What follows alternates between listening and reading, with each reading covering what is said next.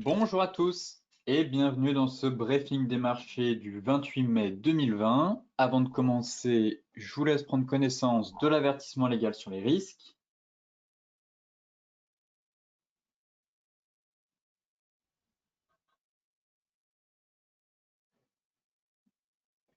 Et tout de suite, direction les marchés, en commençant bien sûr par les bourses européennes qui ont encore terminé en hausse mercredi, grâce aux espoirs d'un redressement rapide de l'économie après la proposition d'un vaste plan de relance européen de quelque 750 milliards d'euros.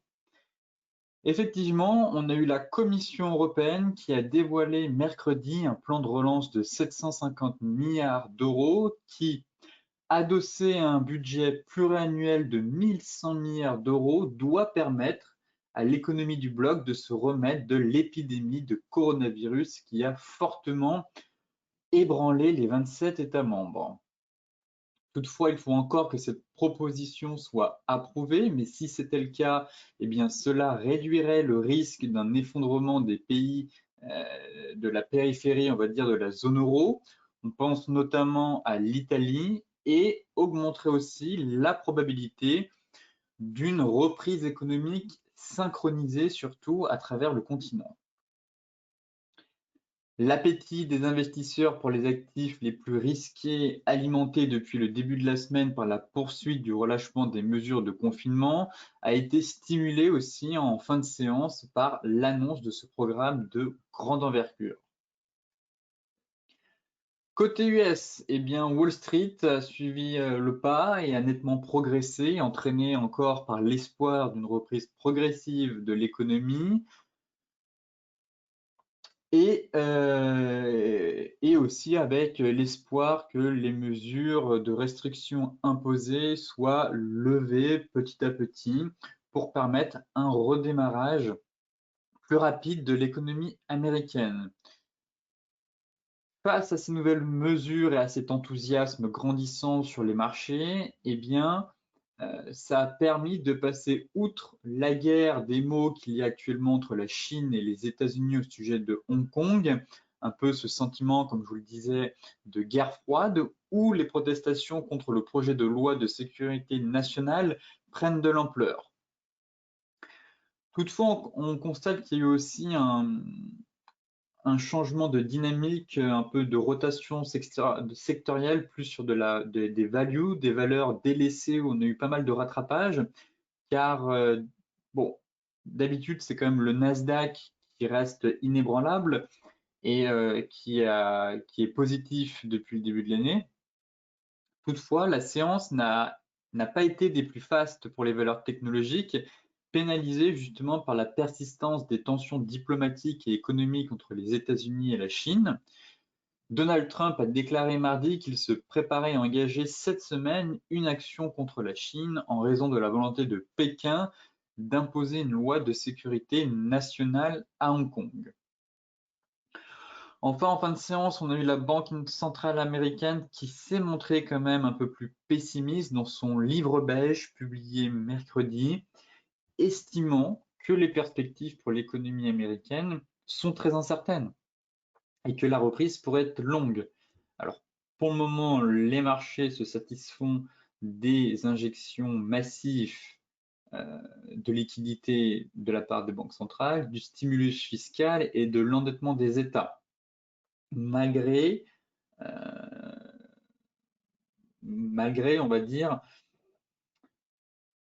malgré le fait que plusieurs institutions comme le FMI ou la Banque centrale européenne ou même la Fed tirent quand même la sonnette d'alarme et disent qu'elles seront présentes pour redémarrer l'économie quoi qu'il en coûte, mais que ça va être long et que le redémarrage économique pourrait vraiment voir le jour qu'à partir de 2021. Et à l'inverse, le marché anticipe, lui, une reprise très rapide dès cet été. Et en fait, les investisseurs misent toujours en fait sur l'aide apportée par les autorités, en plus du soutien continu de la Fed. Donc forcément, on se retrouve avec un marché inondé de liquidités pour faire redémarrer la machine économique. Mais derrière, on n'a aucune certitude que l'économie va repartir de plus belle au cours des prochaines semaines. Donc c'est pour ça que les grandes institutions se montrent quand même encore très prudentes quant à la reprise à venir.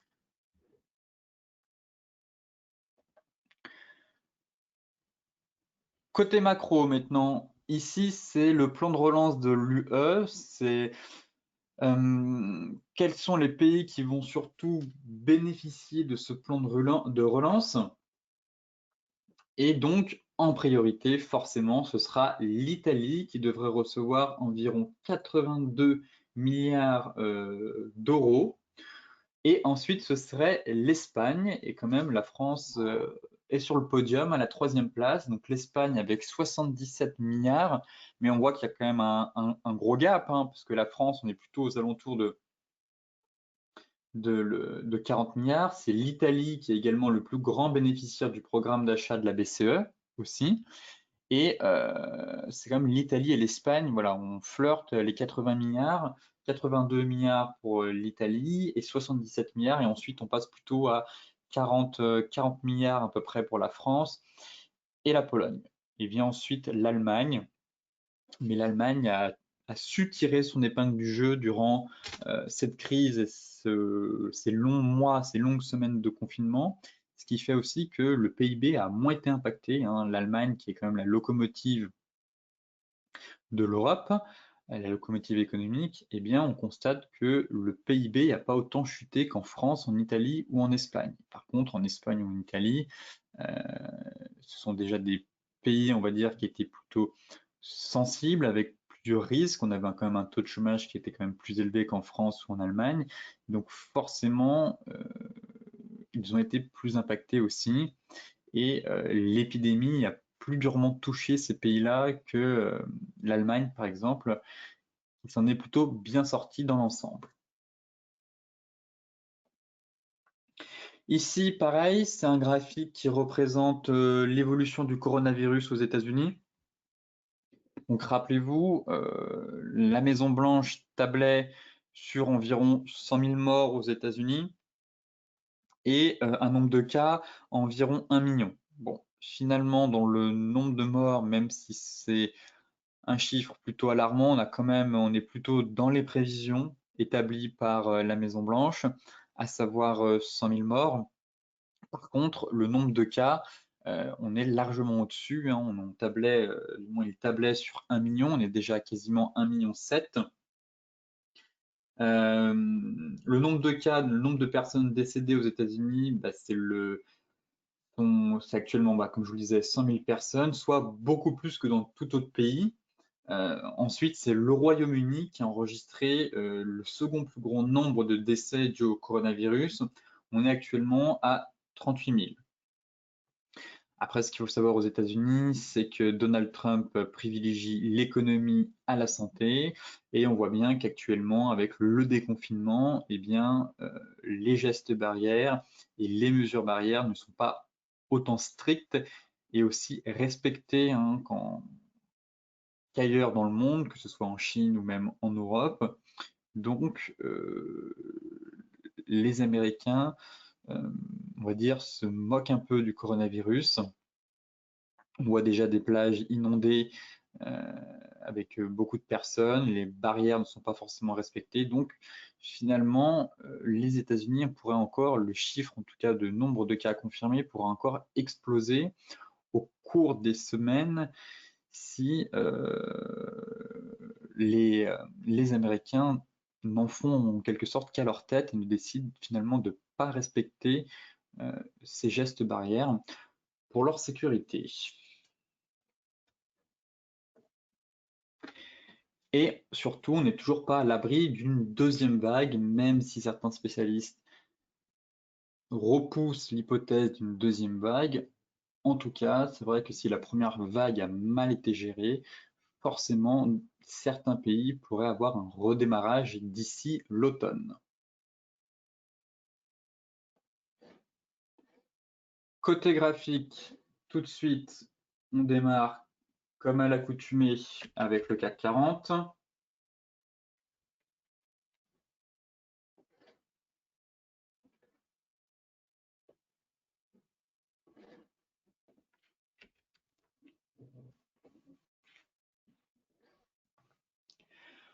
Où en sommes-nous sur le CAC?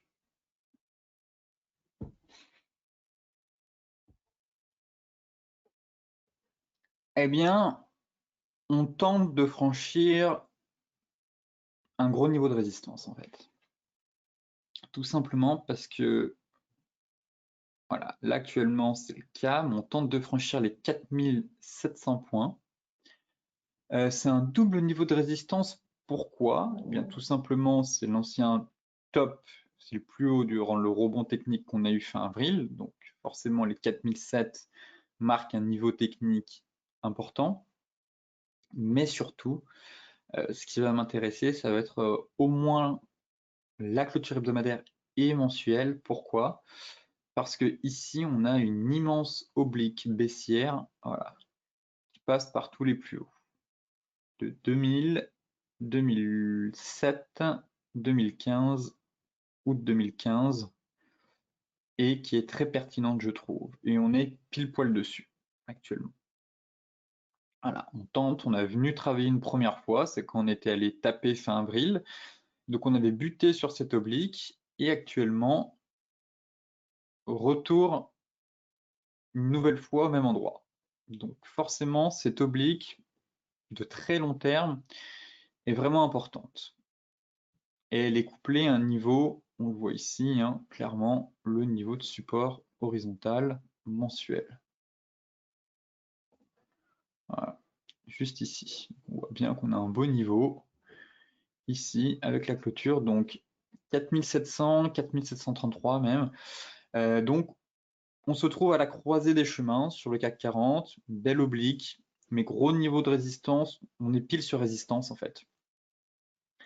Voilà, on est vraiment sur résistance.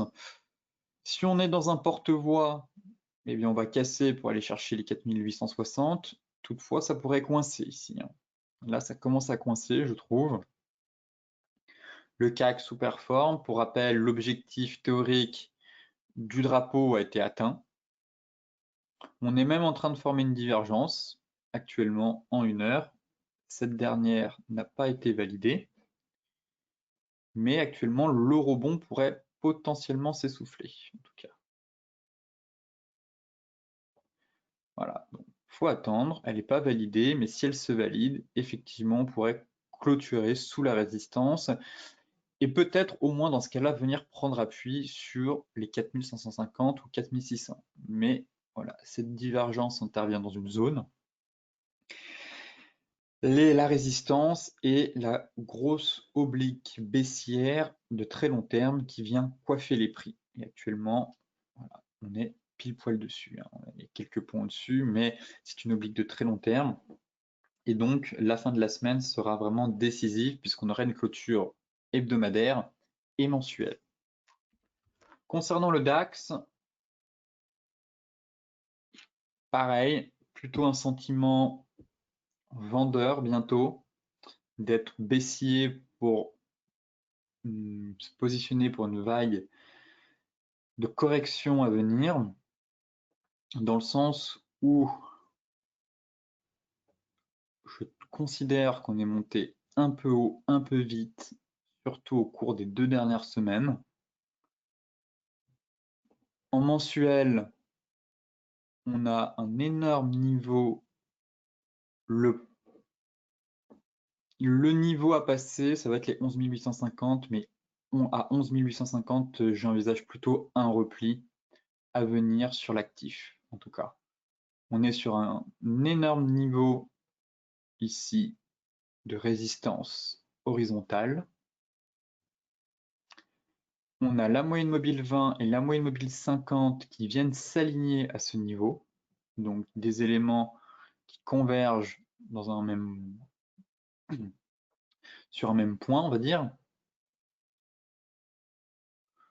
En hebdomadaire, voilà, on voit les niveaux ici, ici, ici, et là on y est presque. Donc forcément, ici, j'invite à la prudence sur une poursuite de la hausse et je verrai plutôt une correction à venir. Enfin, en journalier, pour finir l'analyse, on a ce qu'on appelle un porte-voix. Enfin, pas un porte-voix, ce serait plutôt avec une droite vraiment qui va vers le bas, une oblique baissière. Ici, on a une droite horizontale et une oblique haussière. Donc, c'est un élargissement ascendant. Et forcément, si les prix viennent chercher la borne haute de l'élargissement ascendant, eh bien, c'est les 11 850. Donc, ça montre à quel point c'est un gros niveau. Ici, c'est le haut d'une figure chartiste et c'est aussi le comblement du gap. Vous voyez, on a un gap ici qui a été laissé ouvert et si on venait combler ce gap, eh bien, on se retrouverait sur les 11 850.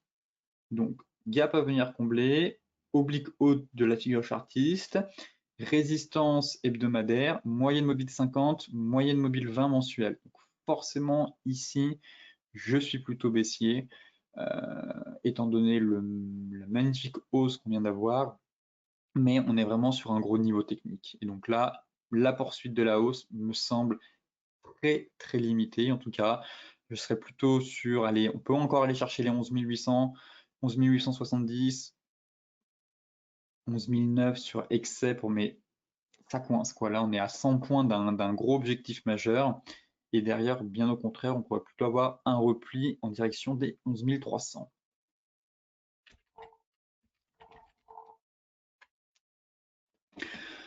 Le Dow Jones, c'est la même chose. On est sur un porte-voix. Magnifique porte-voix ici. Et alors les futurs, je ne me souviens plus si on est dans le vert ou pas. Je pense qu'on doit être légèrement dans le vert. Il me semble que c'est les futurs du Nasdaq qui sont dans le rouge. Mais on approche pareil. Et là, c'est un porte-voix pour le coup. Là, vous voyez que notre oblique, elle est descendante, elle n'est pas à l'horizontale. Donc là, on est dans un porte-voix. Et pareil, on s'approche doucement d'un gros niveau. Voilà. Pour moi, on est vraiment proche d'une grosse zone. Est-ce qu'en mensuel, on a un peu plus d'informations? Voilà, ce serait la moyenne mobile 50 qui serait juste au-dessus. Mais autant pour moi.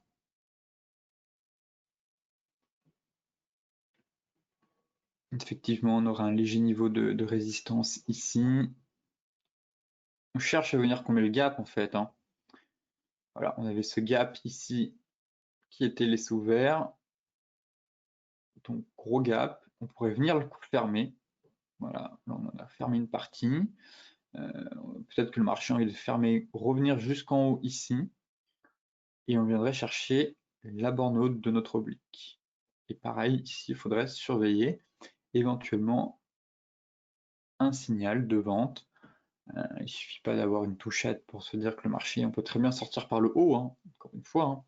Mais ce serait intéressant ici de voir la réaction, sachant que les bourses ont quand même bien progressé cette semaine et que maintenant je n'exclus pas un repli à venir, en tout cas, ou au moins une phase de consolidation, sachant qu'on s'approche d'objectifs majeurs, comme ce soit sur le CAC, le DAX ou même le Dow Jones. Si je vais sur le futur,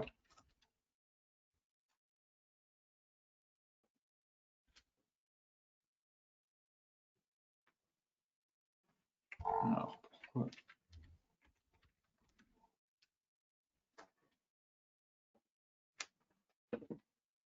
voilà, on est quasiment venu chercher l'oblique haute, ici. Donc pareil, joli porte-voix actuellement en place. Et on est venu chercher l'oblique haute proche de la résistance. Donc attendons l'ouverture des US. Pour le moment, c'est haussier. Aucun signal de retournement.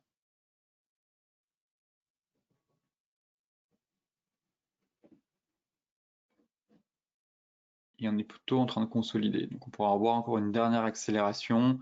Et comme ça, on irait chercher un peu vraiment l'oblique haute et le DAX viendrait fermer son gap si les US étaient amenés à pousser cet après-midi. Mais on s'approche de niveaux techniques clés intéressants en tout cas sur l'ensemble des indices. L'euro USD, Suite au plan de relance, l'euro USD a bondi, a tenté de franchir le seuil psychologique des indices. Pour le moment, on est dessus. Donc pareil, il faudrait vraiment une confirmation avec cette bougie. Ce serait bien qu'on casse les moyennes mobiles 200 pour aller chercher un peu plus haut. Car pour le moment, on a bien cassé hier, mais là, soit on est sur un pullback, et ça va repartir, soit au contraire, on pourra avoir une fausse cassure, une réintégration.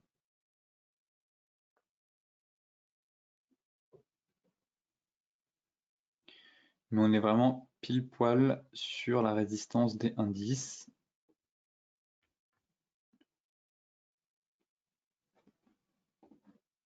Et en 4 heures,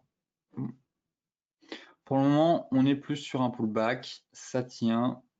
Il faut juste pas que ça réintègre. Si ça réintègre, fausse cassure du range. Mais j'aimerais bien qu'on franchisse la même 200. C'est juste ça qui me fait un peu peur sur l'euro USD. C'est cette MM200 qui fait obstacle finalement. Et elle est très importante. Donc si on avait une moyenne 200 juste au-dessus, bon, ce serait bon.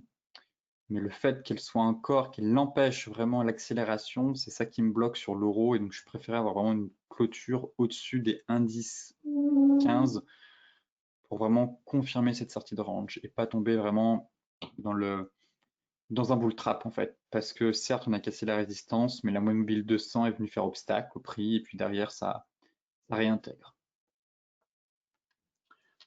L'AUD USD qui est venu faire sa touchette sur la zone mensuelle.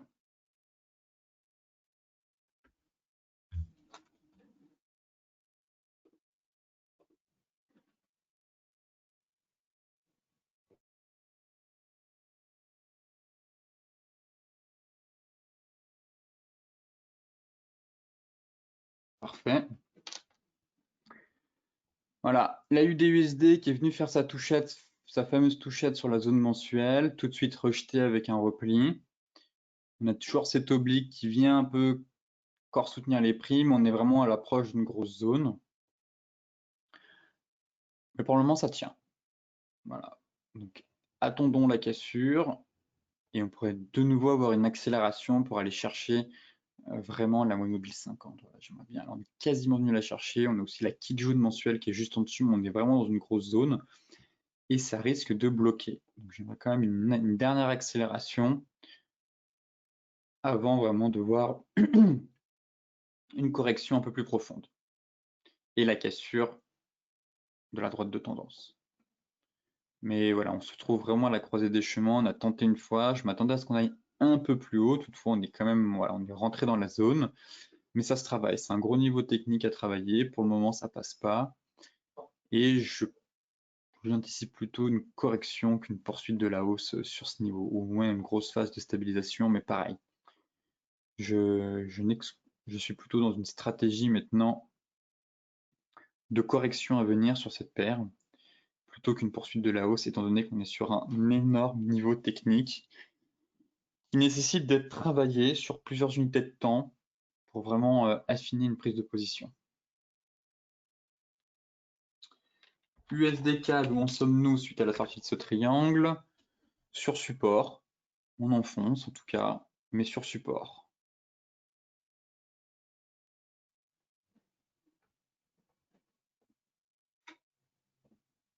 Voilà, le support qui est juste ici.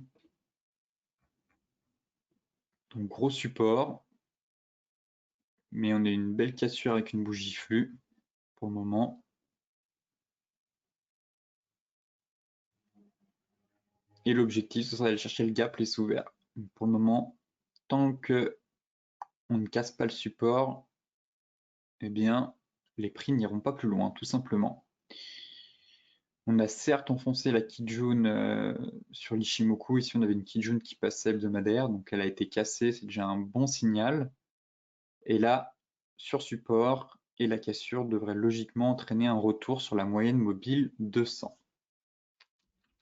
L'EuroCAD, toujours dans son diamant, pareil, On était bien parti hier, mais suite au plan de relance, forcément, ça a boosté l'euro. Et pour moi, la sortie du diamant sera validée vraiment avec une clôture sous les 51,25. Voilà, 51,25 en clôture confirmerait la sortie du diamant. Toutefois, il faudrait une clôture, enfin une sortie assez rapidement parce qu'on commence doucement à se rapprocher de l'apex et plus on s'approche, plus la probabilité d'avoir un dysfonctionnement de la figure est important. Ou du moins, l'objectif théorique, lui, ne sera pas totalement atteint étant donné qu'on est sorti trop tardivement de cette figure. Donc à surveiller. Mais là, on a eu un peu la mèche assassine. Enfin, oui, c'est exactement ça. Le bear trap derrière, on réintègre. Donc le niveau à surveiller, pour moi, c'est les 51,25. C'est un bon niveau de support. Et tant que ce niveau n'est pas enfoncé, eh bien, il faut se montrer patient, hein. Il faut toujours attendre la clôture. Et pareil, la cassure des 51,25 devrait logiquement renvoyer les prix proches de la moyenne mobile 200 périodes. L'euro NZD, on en parlait hier, qui a plutôt bien réagi avec cette annonce. On était toujours dans notre range avec la divergence qui a parfaitement fonctionné, qui a permis à l'euro de reprendre un peu des couleurs. On est toujours sur la borne basse du range avec une divergence haussière qui a redémarré l'euro NZD. Pour le moment, on a un redémarrage assez tranquille. Le premier objectif, ce serait d'aller chercher le milieu du range et derrière les 1,8255. Et si ça casse, c'est d'aller encore plus haut. Mais pour le moment, le signal a plutôt bien fonctionné avec cette presque un marteau ici, enfin en tout cas on en avait un, et puis la divergence surtout sur la zone basse du range qui a renforcé le signal technique.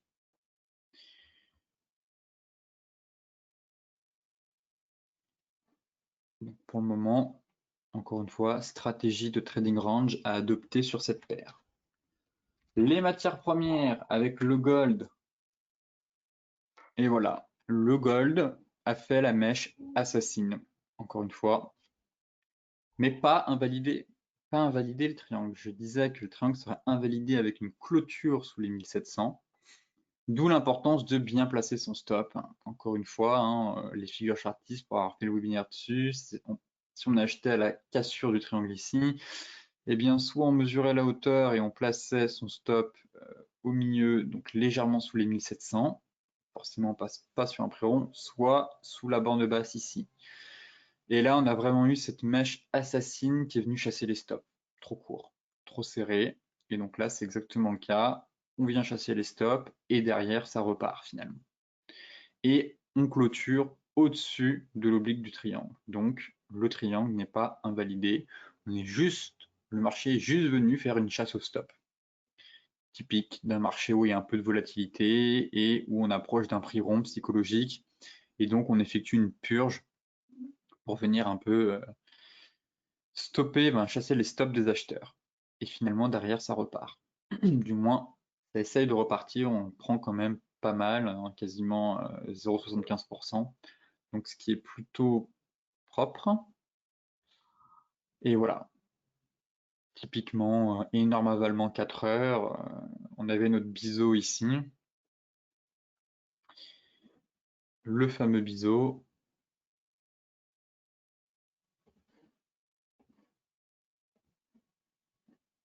Fausse cassure.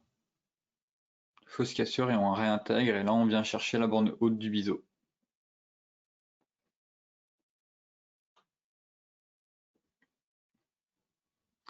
Ainsi, la cassure de cet oblique devrait logiquement permettre au métal jaune de reconquérir les 1750 et d'aller chercher ensuite la cassure des 1800 pour atteindre l'objectif théorique du triangle. Donc pareil, il faut laisser du temps au temps.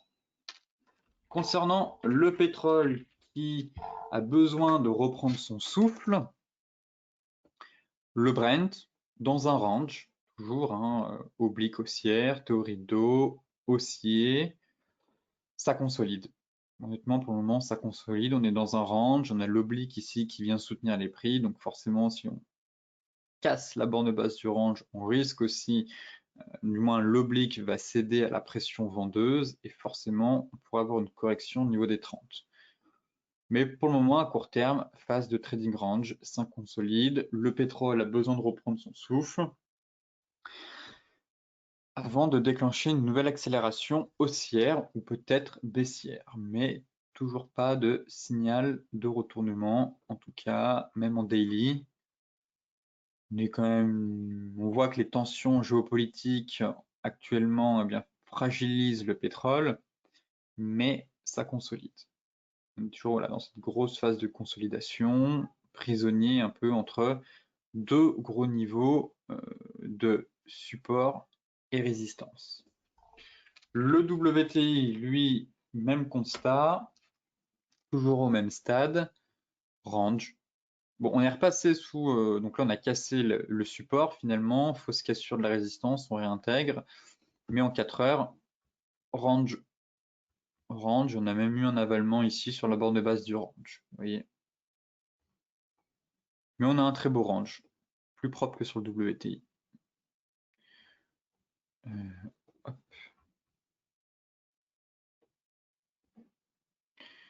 Voilà. Donc range compris entre 31 et 34. Donc pareil, ping-pong, retour à l'envoyeur. Et il faudra attendre la cassure d'une des deux bornes pour avoir un peu plus de visibilité et aller chercher donc le gros niveau ici qui m'intéresse. L'objectif des 50% du dernier retracement de la vague, enfin, du moins les 50% de la dernière vague de baisse, soit l'objectif de la divergence hebdomadaire, pour rappel, et ma fameuse zone trimestrielle vers les 37,75. Et ici, pour moi, c'est un peu le point de vente idéal. Donc, on verra ça aussi en temps voulu. Enfin, pour terminer, le Bitcoin. Alors, on va nettoyer un peu le graphique. J'ai beaucoup de tracés. Hop.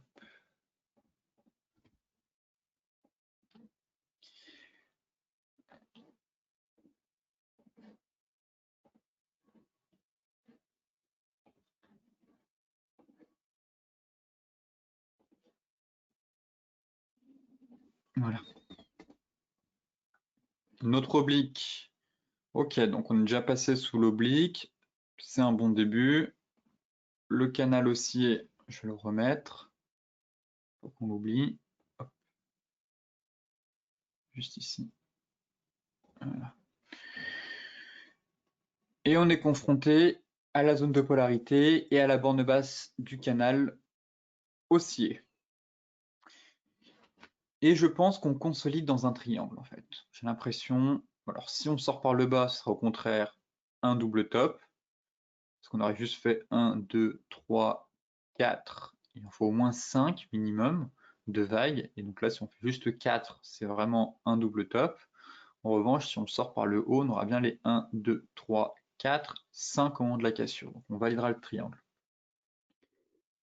Donc consolidation, finalement, on reste quand même sous des gros niveaux techniques, zone de polarité, bas de canal haussier, mais finalement on pourrait consolider proche, à proximité d'une grosse zone technique.